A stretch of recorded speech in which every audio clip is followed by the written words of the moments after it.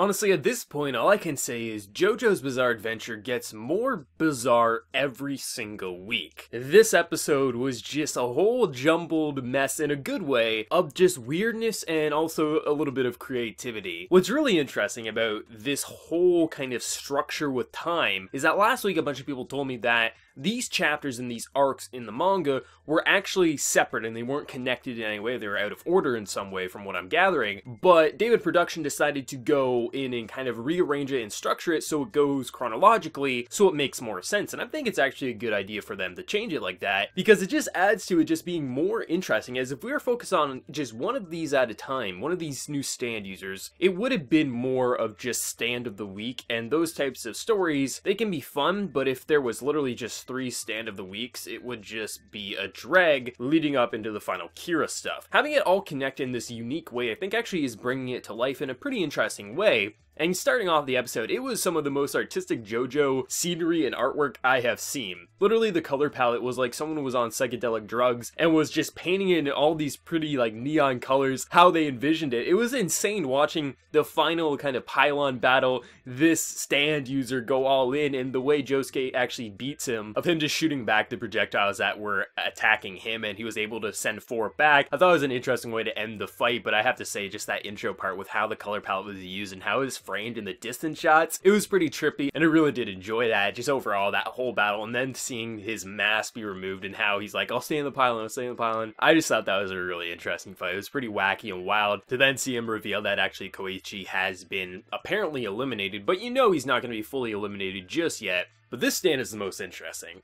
So this guy has this ability to kind of watch over things, kind of hide in the shadows, and then once he sees their fear, or it seems like he waits until he sees his fear. I'm not sure if that's going to link into his actual stand ability or if that's just one of his kinks or something like that. But once he knows their fear, he can just observe people and see what it is. Okay, Josuke bites his lower lip when he's scared. His mother will swallow saliva, things like that. So he observes it, and when it is, he traps them in these like pieces of paper, which is pretty interesting, I have to say. For us getting near the end of this season, I wouldn't be surprised if, they were taking shortcuts with the stands. But it was really interesting that, last week, some people might not have been a fan of it because it was just, a giant metal pylon there, get trapped and you turn into metal. I still think that was pretty clever and unique. And seeing this whole observing stand where he literally just observes what their fear is and then traps them into paper and then he can release them whenever he feels like it, I think that's actually pretty clever. And then to see Rohan and who he's dealing with, this architect, I'm assuming there's some sort of stand linked to this guy's back, because there's no way this guy's fear of his back is just a fear. I mean, this is JoJo. When weird things happen, it's bound to be related to a stand. I don't know what the hell that stand's gonna be, but it has to relate to his back in some way. We'll have to wait and see next week of that. But I like how they're kind of building these 3 separate,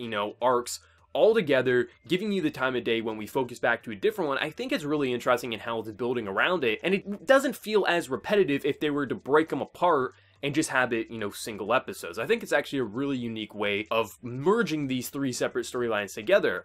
I'm really enjoying it for that, but overall, this episode was just so bizarre. Like, I'm just watching, just not knowing what's happening at first with all the crazy colors going on, to then seeing the new stance, and then to see the architect, who is like just the weirdest guy, like walking up the staircase in like a crab pose. This is weird, but I love seeing Rohan. Like, honestly, Rohan opens him up right off the bat to see if he's a threat. Apparently he's not a stand user, but you never know with these guys. But he literally is just so interested in what this guy is hiding on his back that he's willing to do anything he can to literally see it.